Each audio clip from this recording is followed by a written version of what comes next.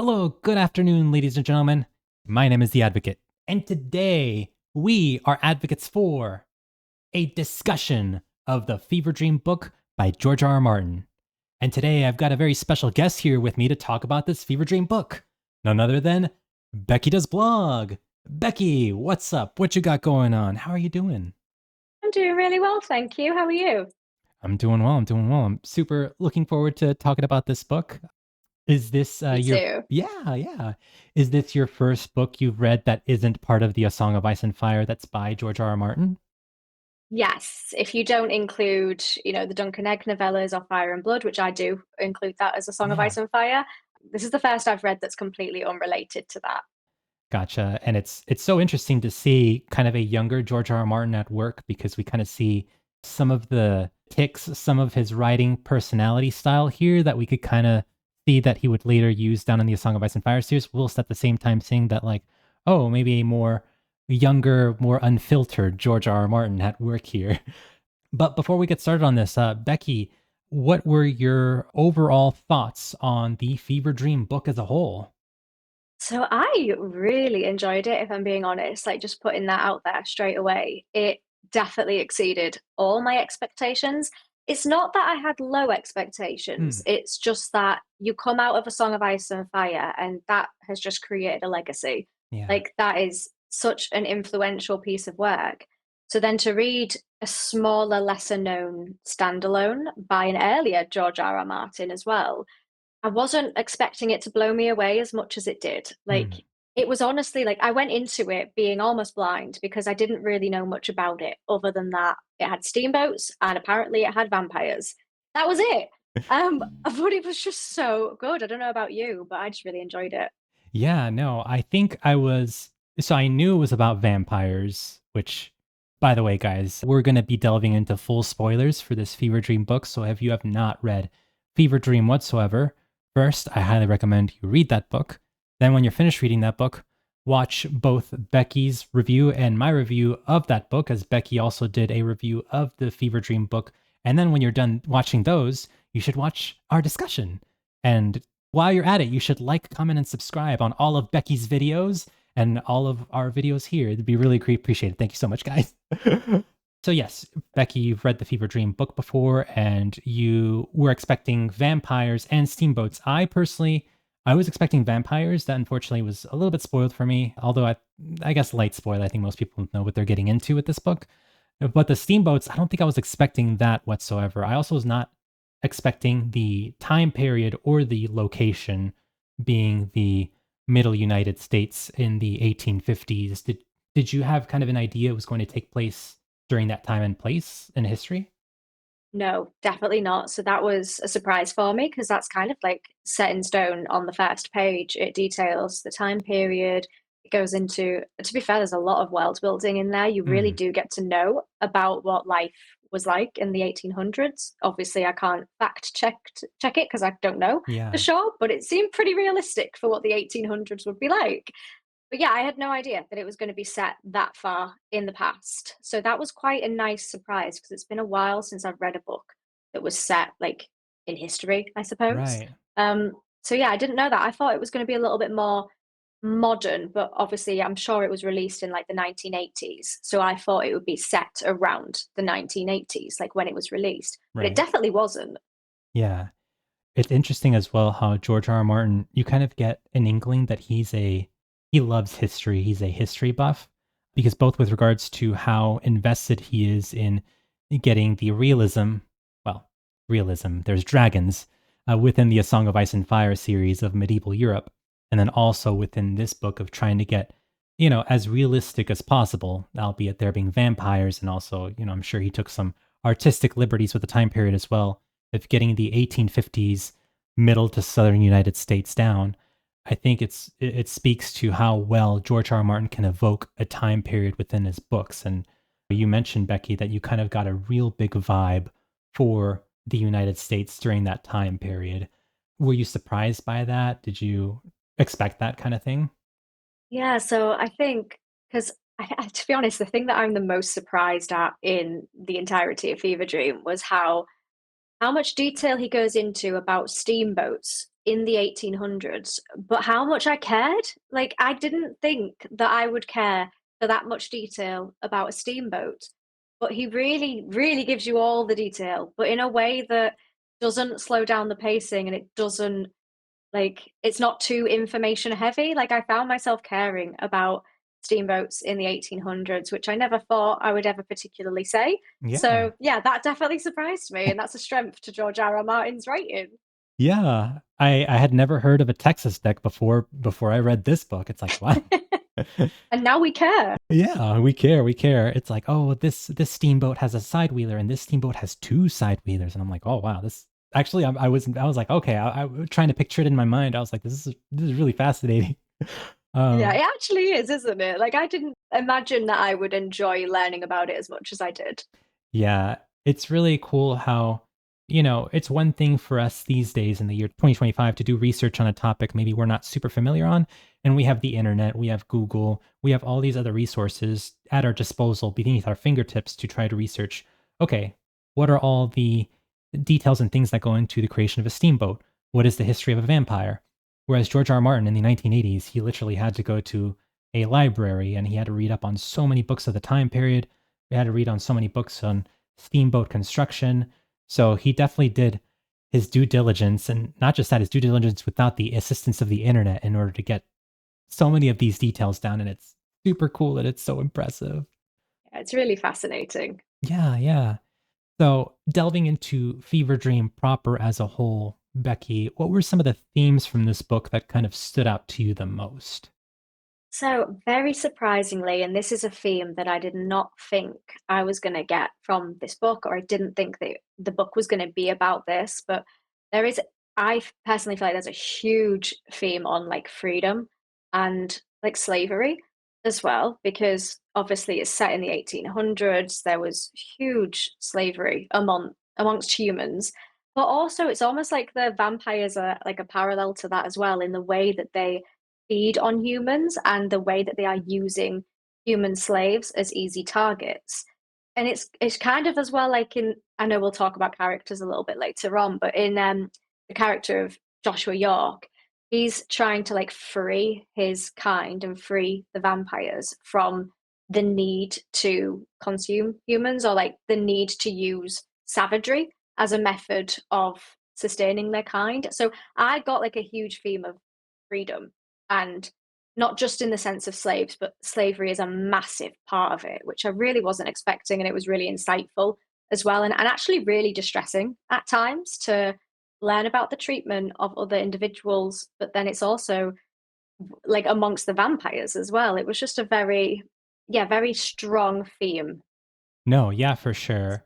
I think we should have suspected that slavery was going to play a key role within this book, especially considering the time period this book took place in. You open the book and you see 1857. Probably slavery of humankind should have, for myself anyway. I'm thinking about myself. It's like, because I didn't, it's like, oh, 1857. And then I get to the part where certain racial slurs are being used and certain actions are being happened upon on a certain race of people. And it's like, wow, this realistically evokes the time period. But yes, it makes sense why this theme was here. But yeah, you're totally right, Becky. And I got that as well, how, and even Joshua York and our supervillain Damon Julian also explained this, how it's crazy how within this world, you have two races of people kind of one enslaving the other. And so both Damon Julian and Joshua York comment on, it's ridiculous. You both share the same blood, share the same organs, have the same body type, but just because of this one slight differentiation between you two, you go to war over this and do all these horrible things. Whereas, like, we, the vampires, physically are different from you, have the completely different biology, completely different blood. We are the more different than you two kind could ever be. And so it kind of speaks to the fact that so many people do horrible things to each other over the most trivial of things, when in reality they have a lot more in common than they would like to believe. And even though this book was written in 1982, more than 100 years after the alleged end of slavery, at least within the United States, there's still racism present within our world. And this book is kind of a reminder that, hey, why are we being racist? We're a lot more alike than we know. There's no point. Absolutely. And actually, there was just on that theme, there was a part of the book that I thought was one of the strongest where they were talking about vampires, but then they were almost saying that actually humans are, in a way, worse than the vampires Oh yeah. because the vampires are against the humans because they're completely different species, whereas humans are against humans and with no reason to be, no reason at all. So it was almost saying like this cruelty that we put on the slaves and that we put on other people. It was almost like that actually makes us worse than the vampires ourselves because we're doing that to our own kind. Yeah. So yeah, some really strong, hard-hitting themes in this book. Yeah, and also the fact that the vampires, they have a physical urge that they have to satiate within themselves, that they have no other choice. They have to kill in order to feed themselves and quench their thirst. Whereas humans, they don't have such thirst. They just do it because they enjoy the cruelty of it, and it's disgusting. But yeah, that's really cool. Thanks for sharing, Becky. So, kind of speaking on some of these, particularly the theme of slavery, I'd like to kind of pivot more towards the characters. We already discussed Joshua York. I dabbled a little bit into Damon Julian. What characters in particular stood out the most to you within this book? Like, did you have any particular favorite characters here? Yeah, so one of the things that made this book like the most enjoyable for me as well was that I was really rooting for our main character, Abner March. Hmm. To me, he just feels so wholesome. Like he just feels like a little cutie patootie. Like he's just a little old man who just loves steamboats. And he just has this dream to have the fastest steamboat. And that's to his detriment because that's how he gets wrapped up in this whole mess with the vampires in the first place. Yeah. But I just think his values and I was gonna say his morals, he is a little bit morally grey, like, he's a little bit flawed, but that's realistic, everybody is. But I really rooted for him, and I liked reading the book through his perspectives and his eyes. He really stood out to me as a main character I could root for in a way. Yeah. It's interesting how you mentioned, it's like, oh, this cute old man. It kind of reminds me of your love for Davos Seaworth within the A Song of Ice and Fire series. Yeah, it is, oh my goodness, yeah, I didn't even think about that, but it totally is. I have this thing about men of the sea, little cutie men. I mean, it sounds really patronizing. These men are miles older than me and have a lot more life experience than me, but they're just so wholesome. Yeah. No, I mean, you're totally right. I mean, Abner Marsh is a flawed character, but he's still wanting to do right. And what I particularly like about this character, and basically our POV characters here, although the other POV character is a complete scumbag, whereas Abner Marsh, for the most part, is not, is that these characters that George chooses to tell the story through his POV perspectives, these are not, your textbook stereotypical Hollywood characters that look beautiful and are handsome and are easy to look at and do all these wonderful things. No, Abner Marsh, at least the way I read him, felt a lot like a stand-in for a young George R.R. Martin. I feel like George R.R. Martin was writing himself in this book, only a more 1800s, maybe a little bit more racist version of himself. I don't know, but like the way he described himself, like, oh, this rotund man who maybe isn't he has a couple of boils on his face and things that typically one would not associate with main POV book characters. It's like, no, this is your main character. This is who you're saddled with.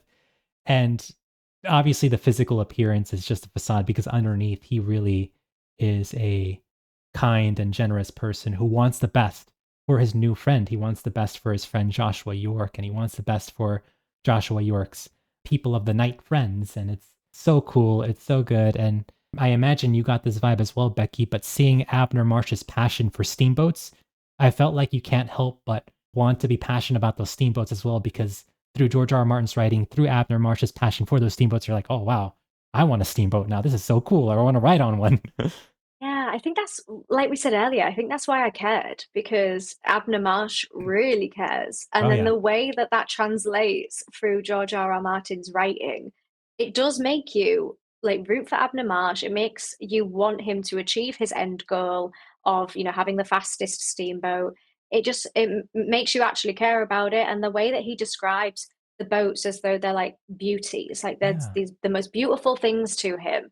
And like they're not to me, but it's so passionate that I Hmm. kind of like almost fell for it in a way. I was like, "Oh my goodness, this boat is beautiful." But I never would have thought about that. until I read it through Abner Marsh's eyes. So Hmm. yeah, he's a really cute character, but like you say, he's not. I feel like I'm being really patronizing towards old men. I need to stop calling them cute. But I like that he's not your stereotypical hero character, like you said. He's not like made to look like a god. He is a very realistic, almost George R.R. Martin-esque person, Yeah. it feels like. And I really liked that. Yeah.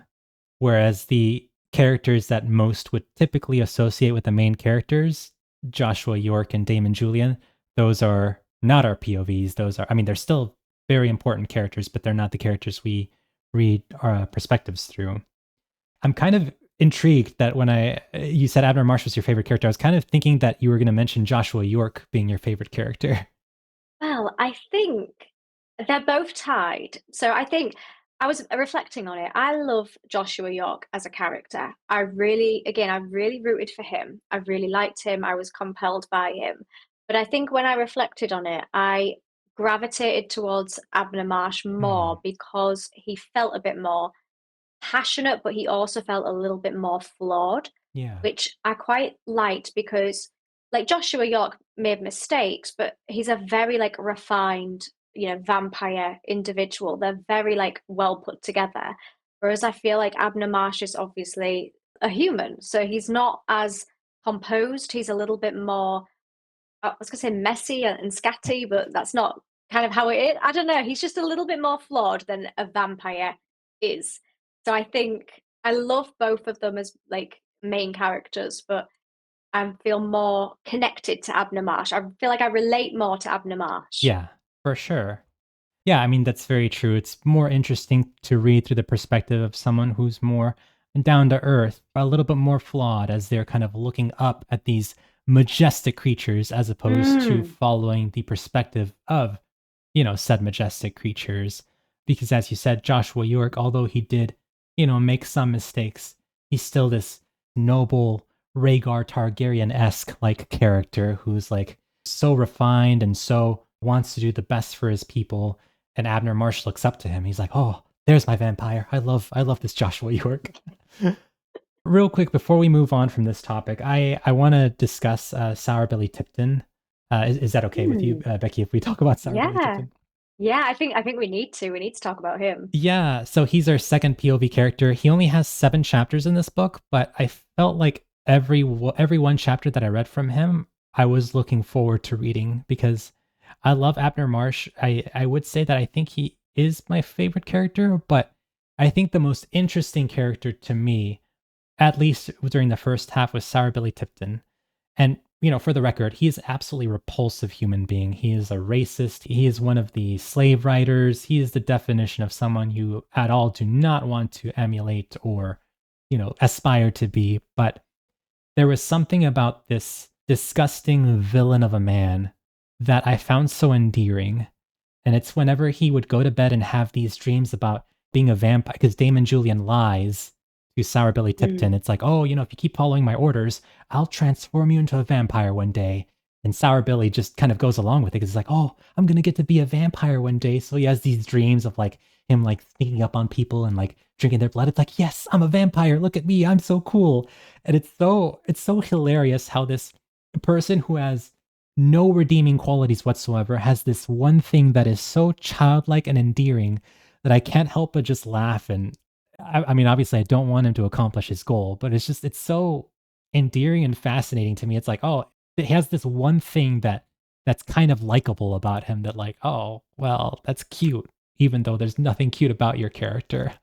Yeah, I agree. I agree, to be fair.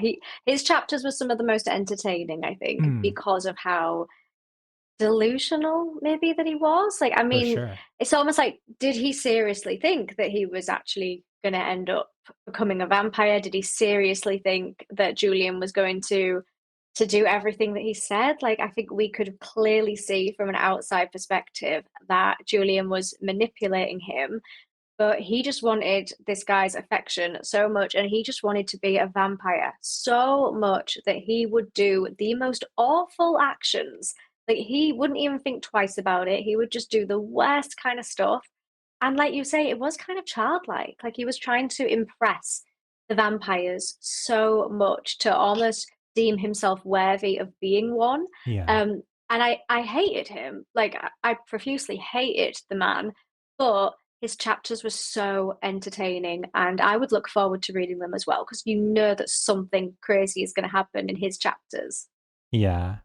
He's I mean, his chapters really give us our only window into Damon Julian as well. So that's one reason we look forward to his chapters. But in addition to that, it's like, oh, he's just this crazy guy who's so delusional.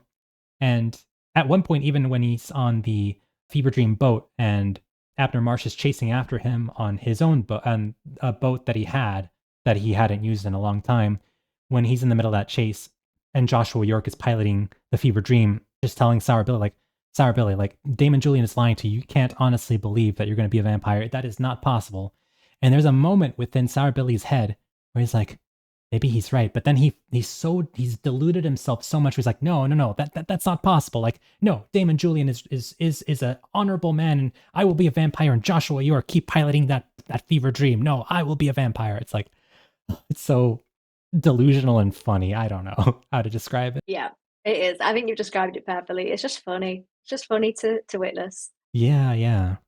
So moving on from that, Becky, how do you think George did in handling the writing of this book, being that it's in a genre that's completely different from A Song of Ice and Fire?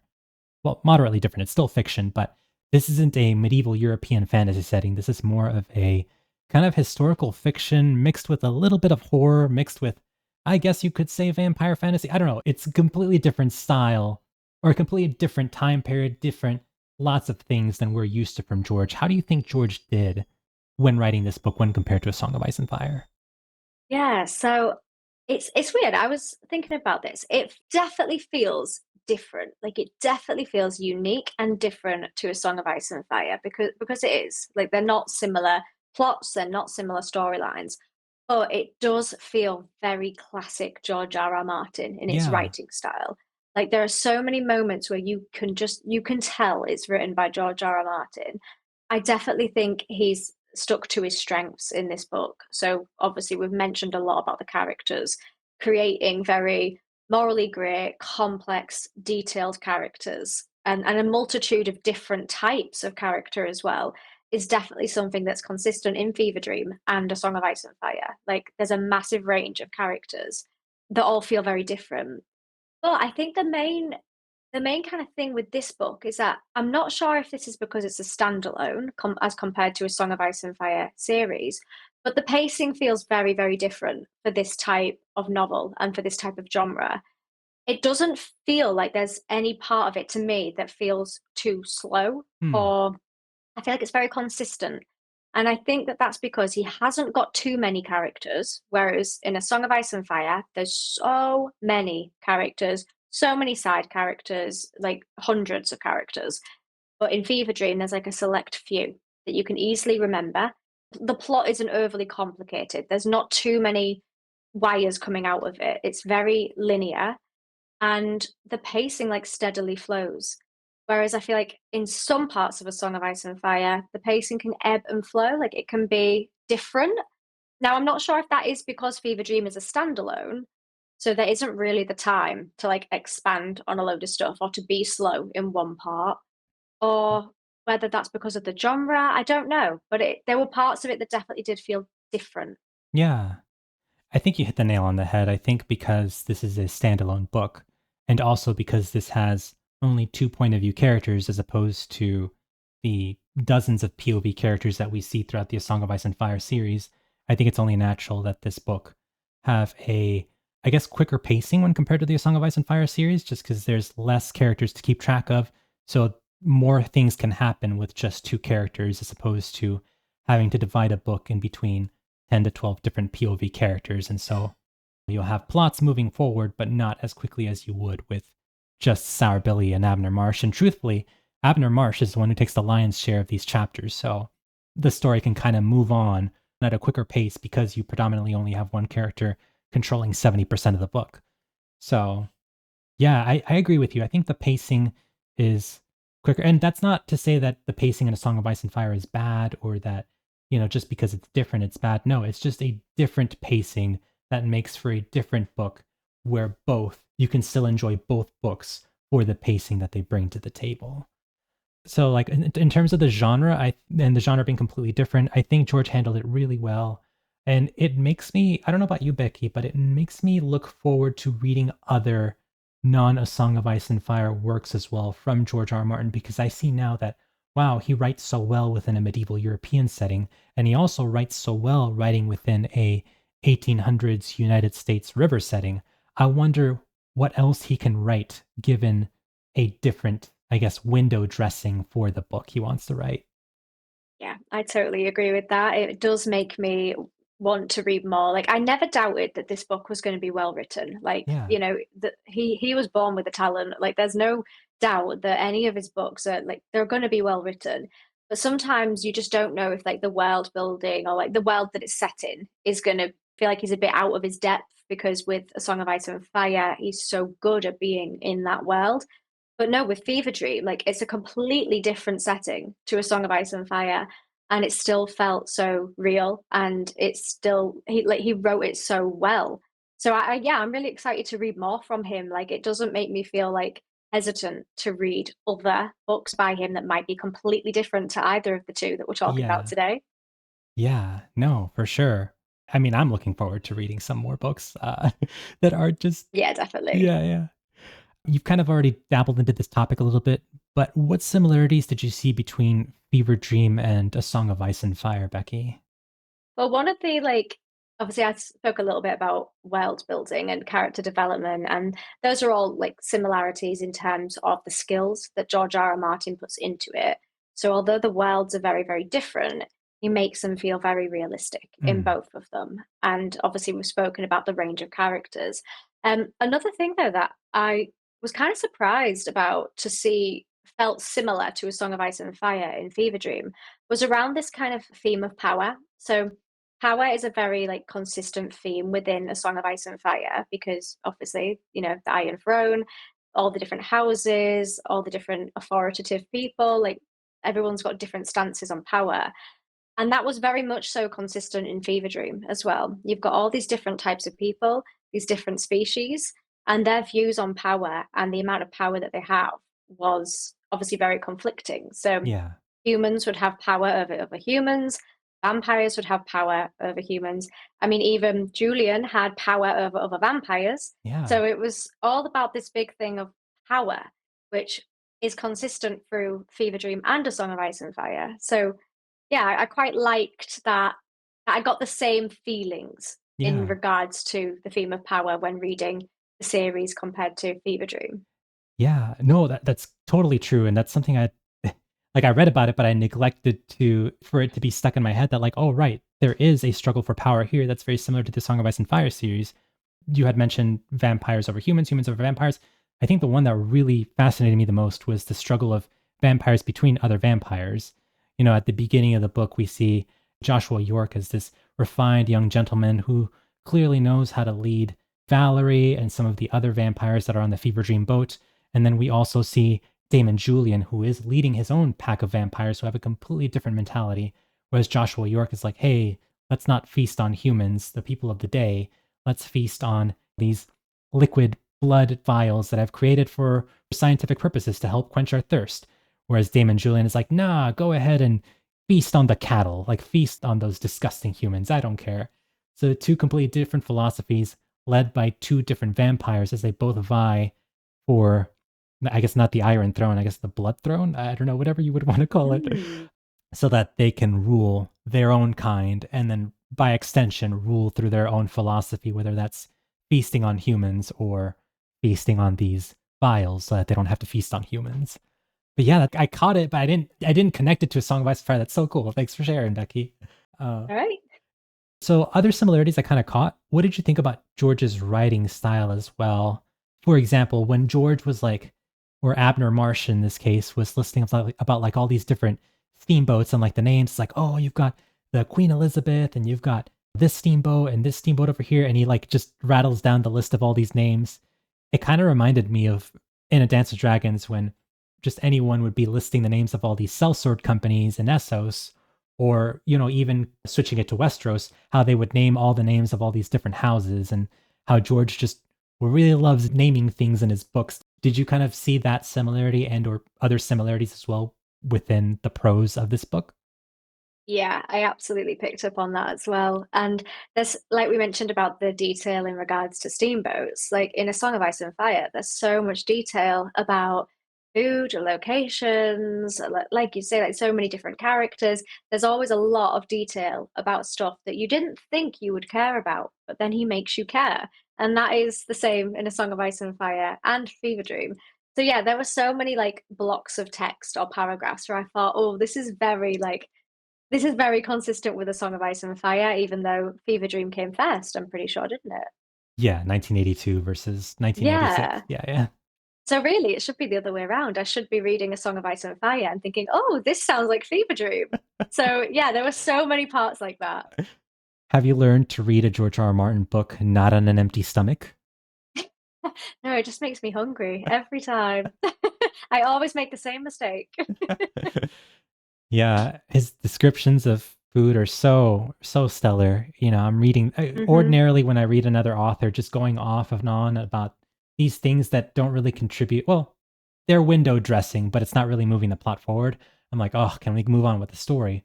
Whereas George R. R. Martin is talking about Abner Marsh eating these delicious eggs as the yolk runs down and this, leg of Mm. pork as he's eating it. And it's just like, oh, well, this sounds really delicious and good. I'll accept this. Thanks, George. Yeah, they're very sensual paragraphs about food, and Yeah. they don't offer anything to the plot. But in that moment, you just don't care. You just want to eat whatever Abner Marsh is eating. Oh, so good. Well, except the Mm. vial that he drinks that he sees on Joshua Oh, York's oh desk. yeah. Maybe not that. Maybe not that. Cool, cool. So before the ending, there's actually a 13-year time skip that happens between Abner Marsh losing his fever dream and he goes 13 years searching for it. And during the course of the 13 years, he loses track of Joshua York, loses track of the vampires. Some of his friends grow old and die. He gets older as well. He loses a lot of his money. What were your thoughts when you first saw that we were going to skip the story ahead by 13 years? Were you kind of caught by surprise? Yes, I wasn't expecting it to move on by quite that much. And normally in books, I don't actually really like that much of a time jump Yeah. because I feel like things progress very quickly, like the time changes, the environment changes, people change, and I feel like I can't catch up. And I feel like I miss so much when there's that big of a time jump. And it was kind of similar a little bit because obviously the time changed so drastically. But I think the main thing with this part that I felt was just this sadness for Abner Marsh because it's like 13 years is passing. He still has the same goal, but he's lost a lot of people. He's changed as a person. He's experienced so much. The world doesn't see steamboats in the same way. There was such a big thing about steamboats in the past. And then during this time jump, no one's caring anymore. Like the world has become a lot more modern. And the way that he talks about steamboats, it's like the passion's starting to go because the whole world isn't as passionate about it anymore. So I actually felt it was very, very sad. I didn't feel like I missed all that much in terms of the plot because the plot didn't really move. Like nothing like he lost contact with Joshua York. Who knows Yeah. what Damon Julian was doing? Like in terms of the vampires, the plot didn't really move. But I just felt this like overwhelming sadness for Abner Marsh. I don't know, what do you think? No, likewise. I like yourself. I'm usually not a fan of time skips because I feel whenever I've read books that have had time skips, they're like, "Oh, people got married and these things happened." And I'm like, "Well, I would have liked to have seen that, but thanks for skipping that, I guess." Whereas in this instance, it was a necessary evil because within those 13 years, nothing really happened with the vampires. They were just kind of off doing their own thing, and Abner Marsh was still on his same quest to try to find the fever dream. But through those 13 years just kind of being condensed within the time span of one chapter, it feels sad. You develop this sadness for Abner Marsh. Like you said, Becky, the Mississippi River starts losing many of its steamboats, even the Eclipse steamboat that Abner wanted to race on his fever dream. The Eclipse boat is no more. This world, this life is moving past Abner Marsh, whereas Abner Marsh still has this love. He consistently calls the Fever Dream his lady. That is his, I guess, wife of choice. I suppose. I guess that's what he would prefer. And it's so fascinating because someone who is that old of an age, time moves much faster for them. The years kind of blur by. And similar to how within the instant of a chapter, 13 years have passed by, a lot of elderly people will reflect on that as well. They're like, oh, where did the last 10 years go? Where did the last 20 years go? What have I done with my life? And it's those types of internal questions that are so somber and self reflective. And I'm like, wow, this is really sad and really powerful.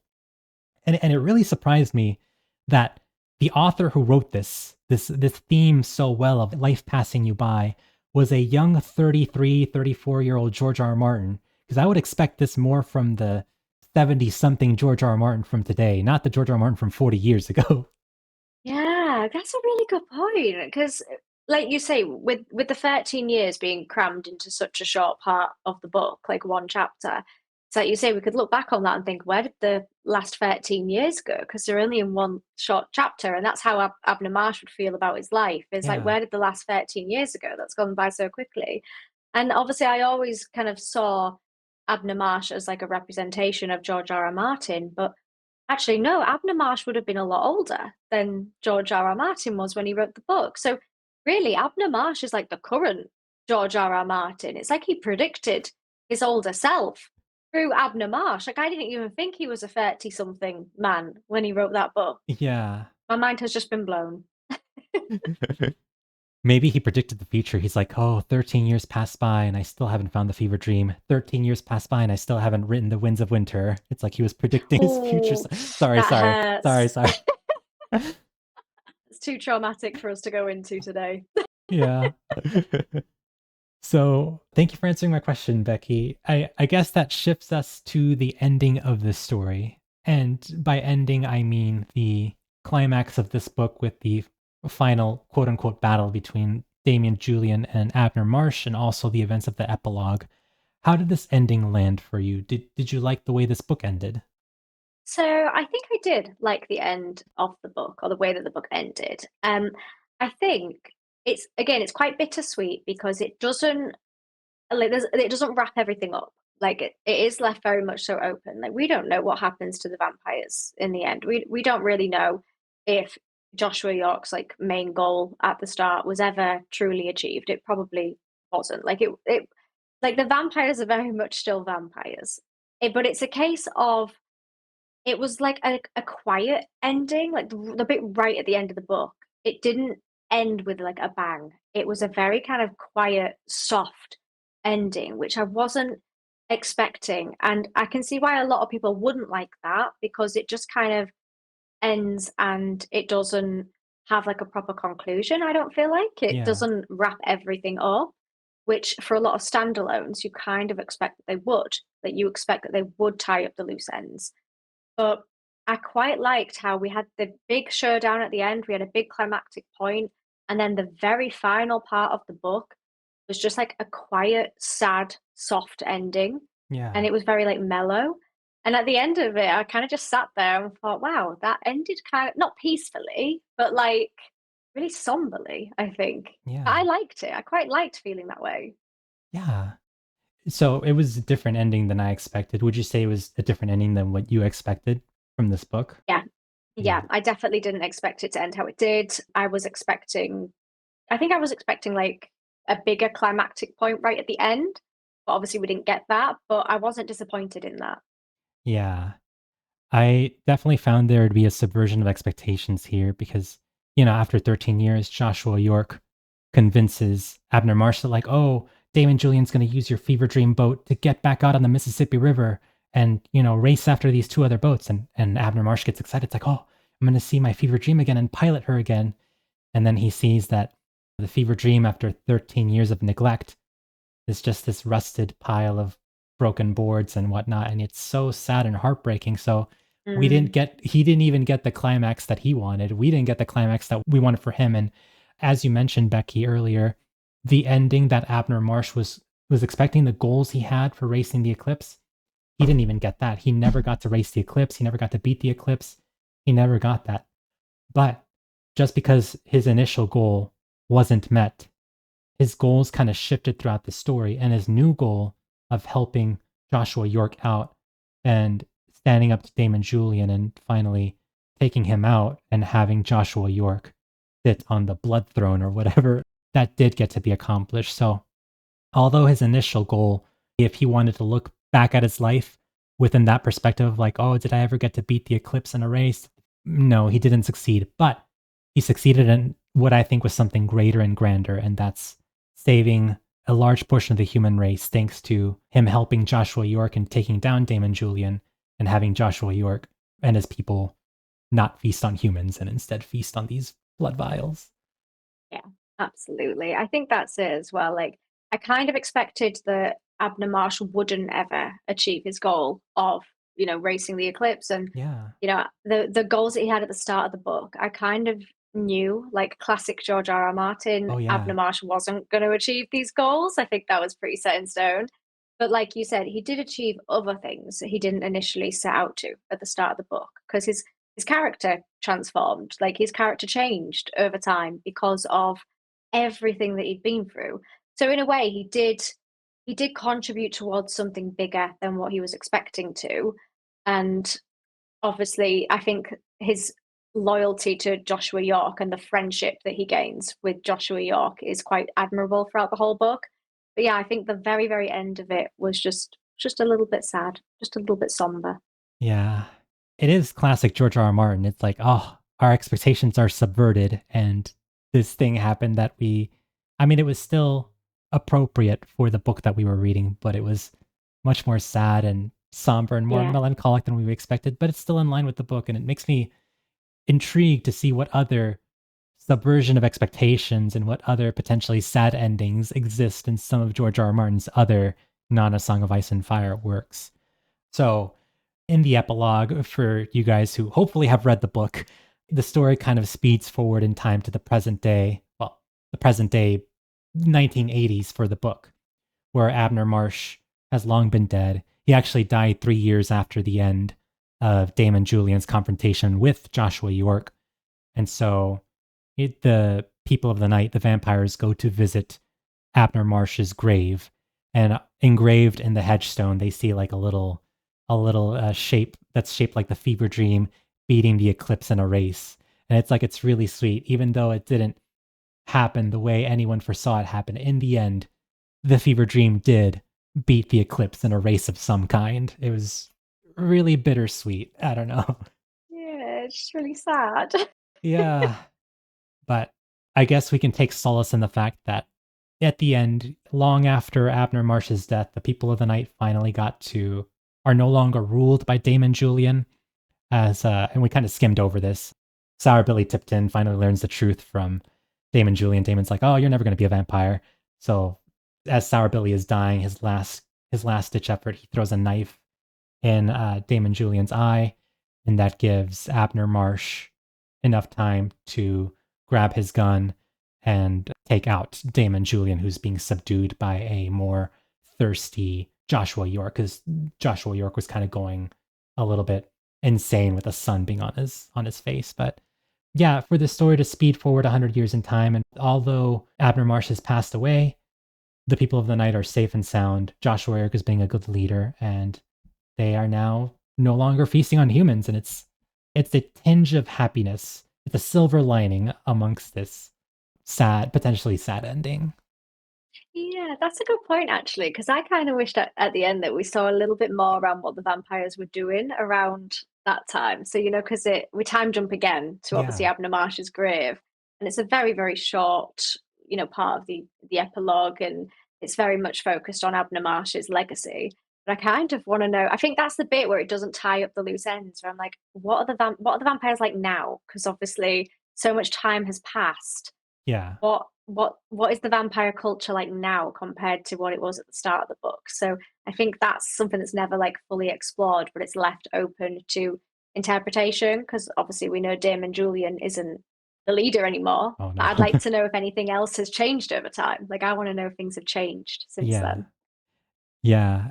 And it kind of makes me, I don't know about you, Becky, but it kind of makes me curious that if we ever do see the ending for the A Song of Ice and Fire series, if A Song of Ice and Fire will kind of follow within that theming, where we will get an ending that is kind of bittersweet. Maybe we won't get the ending we want. The characters certainly won't get the ending they want, but there's an element of like, well, in the end, things kind of worked out in a semi good way that kind of works out for a few of these Mm. characters, and it kind of ends the story in a way where it's not completely happy. It's appropriate for the story. Yeah, appropriate and realistic, I think. Oh, for Which sure. which this one felt like. Yeah, this felt Yeah. like that. Yeah. Oh, I love it. So, Me too. yeah. So, Becky, I know this is an apples and oranges comparison, but how would you say this Fever Dream book compares to the five A Song of Ice and Fire books that have been released thus far, Fire and Blood, and A Night of the Seven Kingdoms? Would you even rank them on a list, or would you say, like, there's no point, it's just apples and oranges? So obviously, A Song of Ice and Fire is in a tier of its own. Yeah. It's, created a legacy. But what I will say, this might be a hot take, but I enjoyed reading Fever Dream more than I enjoyed reading Fire and Blood. So there Mm. is a part of the A Song of Ice and Fire series where I did actually enjoy reading Fever Dream more. But in terms of the core A Song of Ice and Fire series, I mean, they are completely different. Yeah. They're their own thing, like, they're not even comparable, and I think it is partially because it's a series that you can fully get invested in, whereas with Fever Dream, I knew it was short term, I knew it was gonna end, I knew that after, however many pages it is, like, there wouldn't be another one to pick up and read, Yeah. and so you don't spend as much time with the characters as you do with A Song of Ice and Fire, so naturally, you're connected more to A Song of Ice and Fire, but although A Song of Ice and Fire is clearly, like, up there, Fever Dream's, like, pretty close, like, Oh, it's not yeah. far away Yeah. from brilliance. It was incredible. Yeah, it's still the same great writing we've come to expect from the George R.R. Martin of the 90s and the 2000s. It's just condensed within a 400 something odd paged book, as opposed to, these nearly 1,000 page, sometimes even more than 1,000 page tomes from the A Song of Ice and Fire. I will say I completely agree with you, Becky. The Grease Goblins might be watching this video and he might hate us, but I prefer reading this over Fire and Blood. But Yeah. but that's more to do with the fact that Fire and Blood is a different style of story. It's more of like a summary, a summary of a historical fiction, as opposed to being an actual character centered story where we delve into the characters and they go experience a story and we experience the story with them. So yeah, it's a good book. I love it. I was like, I loved my time with it. I was like, yeah, this is so great. It's like it reinforces the fact that like even outside of the A Song of Ice and Fire series, George R. R. Martin is an incredible author. He's an incredible writer, and I'm excited to read more of his works. And I hope we see newer works at some point. I don't know, maybe. Me too, but there's still a lot left to read from him. He's got a lot of works out Yeah. there that I've never even looked at before, so there's so much to read, but I would happily reread Fever Dream again. Like, it wasn't even that long ago that I read it, and I would already want to pick it up and read it again. It was really, really good. Yeah, for sure.